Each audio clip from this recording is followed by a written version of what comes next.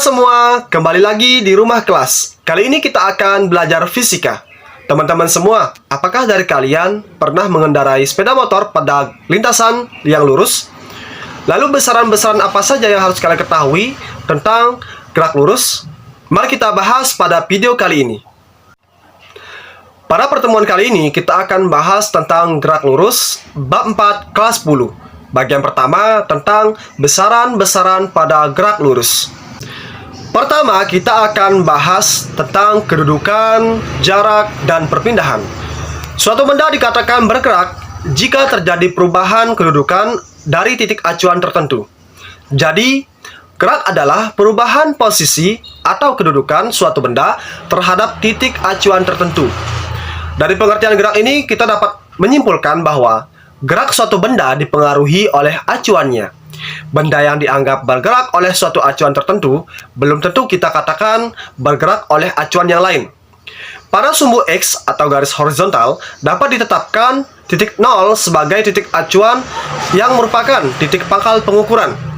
Kedudukan benda dapat terletak di kiri atau di kanan titik acuan. Untuk membedakannya, maka kedudukan titik di sebelah kanan 0 adalah bernilai positif dan di sebelah kiri adalah bernilai negatif, seperti yang telah ada pada gambar di video ini. Yakni terdapat garis lurus, yang mana pada garis lurus ini terdapat beberapa angka beserta nilainya, yakni -3, -2, -1, 0, 1, 2, dan 3. Yang mana 0 ini merupakan acuan utamanya. Kemudian pengertian jarak. Jarak adalah panjang lintasan yang ditempuh dalam selang waktu tertentu. Jarak merupakan besaran skalar yang tidak tergantung pada arah. Sementara perpindahan adalah perubahan kedudukan atau posisi dalam selang waktu tertentu.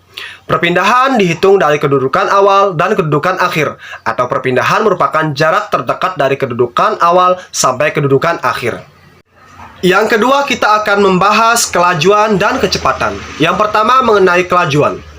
Kelajuan adalah cepat lambatnya perubahan jarak terhadap waktu. Kelajuan termasuk besaran skalar yang nilainya selalu positif, sehingga tidak memperdulikan arah.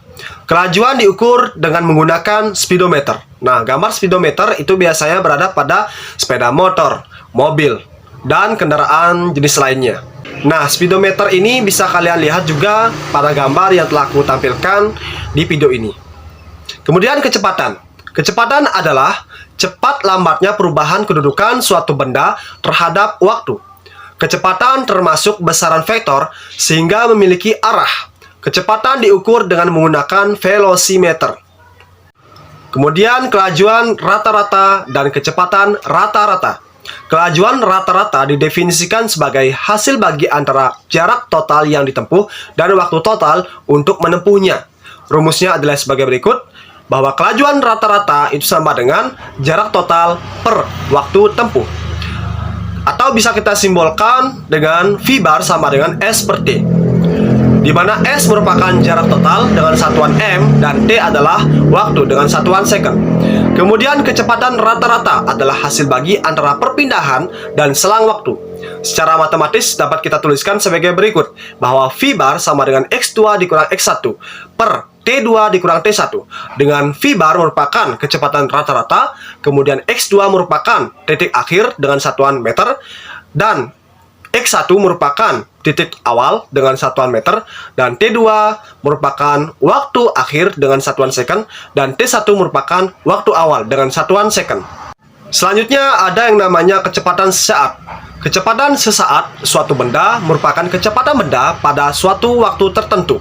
Untuk menentukannya perlu mengukur jarak tempuh dalam selang waktu atau delta T yang sangat singkat.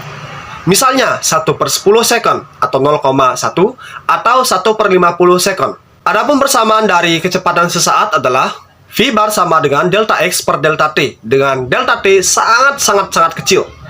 Keterangan. Adapun keterangan dari persamaan ini adalah delta X sama dengan perpindahan dengan satuan meter sama dengan selang waktu atau satuannya second. Kemudian kita akan bahas mengenai percepatan. Percepatan adalah perubahan kecepatan dan arah dalam selang waktu tertentu. Percepatan merupakan besaran vektor, yang mana percepatan ini memiliki nilai dan juga arah. Percepatan ini dibagi menjadi dua. Yang pertama percepatan rata-rata, yang kedua percepatan sesaat. Percepatan rata-rata. Percepatan rata-rata atau ABAR adalah hasil bagi antara perubahan kecepatan atau delta V dan selang waktu yang digunakan selama perubahan kecepatan tersebut atau delta T. Secara matematis dapat dituliskan sebagai berikut, bahwa percepatan rata-rata sama dengan perubahan kecepatan per waktu yang ditempuh. Maka percepatan rata-rata dapat kita simbolkan sebagai ABAR sama dengan delta V per delta T, sama dengan V2 dikurang V1 per T2 dikurang T1. Adapun keterangan dari tiap-tiap simbol tersebut adalah, yang pertama ada ABAR yang merupakan percepatan rata-rata dengan satuan meter per second kuadrat. Lalu ada delta V yang merupakan perubahan kecepatan dengan satuan meter per second. Lalu ada delta T yang merupakan selang waktu dengan satuan second. Lalu ada V1 yang merupakan kecepatan awal dengan satuan meter per second. Lalu ada V2 yang merupakan kecepatan akhir dengan satuan meter per second. Lalu ada T1 merupakan waktu awal dengan satuan second, dan T2 adalah waktu akhir dengan satuan second. Yang kedua ada percepatan sesaat. Percepatan sesaat adalah perubahan kecepatan dalam waktu yang sangat singkat. Secara matematis dapat dihitung dengan persamaan sebagai berikut, bahwa ABAR sama dengan delta V per delta T. Dengan delta T itu sangat-sangat kecil. Setelah kita mempelajari mengenai besaran-besaran pada, kita akan masuk pada contoh soal yang telah aku berikan pada video ini. Contoh soal yang pertama. Ida berlari mengelilingi lapangan sepak bola yang memiliki panjang 100 meter dan lebar 50 meter. Ida berangkat dari titik A dan berhenti di titik C dengan melewati titik B. Tentukan jarak dan perpindahan yang ditempuh oleh Ida. Teman-teman bisa pause video ini kemudian mencocokkan jawabannya pada videoku nanti. Berdasarkan contoh soal nomor 1, maka kita perlu menuliskan terlebih dahulu apa sih yang diketahui dari soal tersebut. Diketahui bahwa panjang AB sama dengan 100 meter dan panjang BC sama dengan 50 meter. Permasalahan yang terdapat pada soal tersebut adalah menentukan jarak atau S dan perpindahan dari Ida atau delta X-nya. Yang pertama menentukan jaraknya. Ingat, jarak itu merupakan panjang lintasan yang ditempuh oleh Ida dari panjang AB tambah dengan panjang BC. Maka kita bisa masukkan ke dalam rumus bahwa S sama dengan AB tambah dengan BC sama dengan 100 ditambah 50, maka hasilnya adalah 150 meter. Itu untuk menentukan jaraknya. Yang kedua menentukan perpindahannya. Untuk menentukan perpindahannya ini, maka kita akan tarik garis dari titik A menuju titik C. Nah, dengan menarik garis ini kita akan menggunakan persamaan Pythagoras.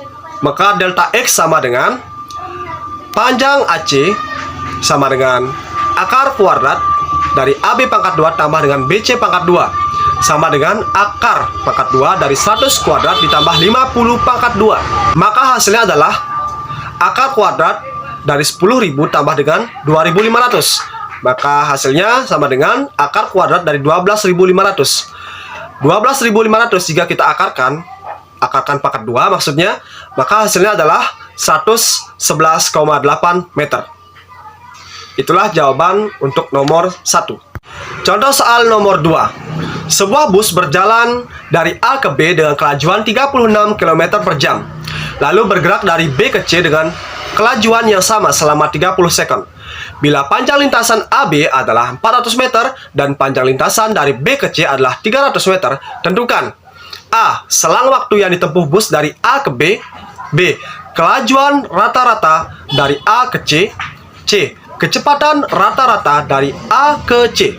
Teman-teman bisa mempause video ini kemudian mencocokkan jawabannya pada videoku nanti. Berdasarkan contoh soal nomor 2, kita menuliskan apa yang diketahui terlebih dahulu. Diketahui pada soal bahwa kecepatan kereta pada titik AB itu adalah 36 km per jam. Maka dapat kita ubah satuannya agar menjadi meter per second. Maka 36.000 meter dibagi dengan 3.600 second. Maka bisa kita dapatkan 10 meter per second. Kemudian panjang lintasan dari AB adalah 400 meter. Kemudian panjang lintasan dari BC adalah 300 meter. Permasalahannya yakni yang A, mencari selang waktu yang ditempuh bus dari A ke B. Yang B, kelajuan rata-rata dari A ke C. Yang C, kecepatan rata-rata dari A ke C. Kita bisa menyelesaikan permasalahan tersebut satu persatu. Yang pertama, yang A, mencari waktu. Untuk mencari waktu, kita bisa menggunakan persamaan berikut, bahwa T sama dengan S per V, sama dengan 400 meter dibagi dengan 10 meter per second, sama dengan, maka selang waktu yang tempuh bus dari A ke B adalah. Kemudian permasalahan yang B, kelajuan rata-rata AC. Kelajuan rata-rata AC itu sama dengan jarak total per waktu tempuh, sama dengan panjang AB tambah dengan panjang BC per waktu di AB ditambah dengan waktu di BC. Maka hasilnya adalah 400 tambah 300 per 40 tambah 30, sama dengan 700 per 70. Maka kelajuan rata-rata dari AC adalah 10 meter per second. Kemudian pertanyaan yang C, kecepatan rata-rata dari A ke C. Kecepatan rata-rata dari AC itu sama dengan X2 dikurang X1 per T2 dikurang T1, sama dengan 300 dikurang 400 per 30 dikurang dengan 40, sama dengan minus 100 per minus 10. Maka hasilnya adalah 10 meter per second. Dan itu merupakan jawaban dari contoh soal nomor 2. Itulah tadi penjelasan mengenai besaran-besaran pada garis. Setelah kita memahami ini, pastinya kita akan mengetahui apa yang dimaksud dengan besaran, jarak, kedudukan, gerak, kemudian perpindahan, dan juga kecepatan. Semoga video ini dapat bermanfaat bagi kalian. Apabila ada pertanyaan, silakan ketik di kolom komentar. Dan jangan lupa ya untuk mengerjakan soal yang telah aku berikan pada link deskripsi di bawah ini. Terima kasih.